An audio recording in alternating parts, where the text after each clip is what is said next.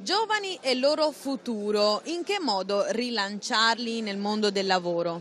Il mondo è cambiato in maniera anche violenta negli ultimi anni. Oggi ci sono dei nuovi paradigmi che sono il fatto che prima di tutto le imprese del futuro del nostro territorio saranno incentrate sul capitale umano, perché sempre più nel mondo la nostra competitività sarà formata da quel saper fare le cose bene, di saper fare le cose belle e le cose buone, e il mondo ha fame di questo, ha fame di queste nostre caratteristiche. Ecco, noi quindi la capacità di essere nel mondo non sarà più sulle quantità, ma sarà sul valore aggiunto che diamo ai nostri prodotti, ed è per questo che l'asse centrale di questo nuovo manifatturiero, come l'ho definito, è proprio il capitale umano, quindi i giovani, quindi la loro formazione.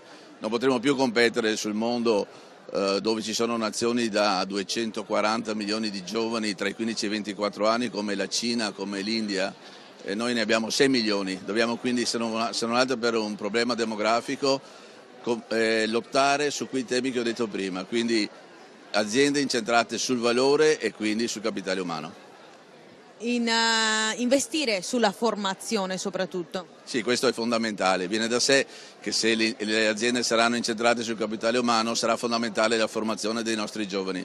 Io voglio lanciare un messaggio di speranza ai giovani, che è quello che non è, i dati sono drammatici come sono raccontati, ma sono distorti, perché si parla solo dei giovani che non stanno studiando.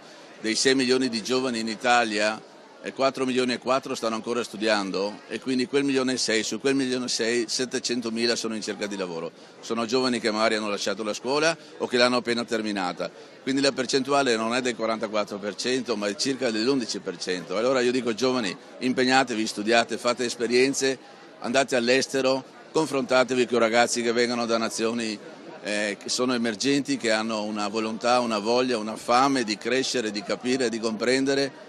Confrontatevi con loro e poi tornate, perché abbiamo bisogno di voi per fare un'Italia diversa, l'Italia del futuro.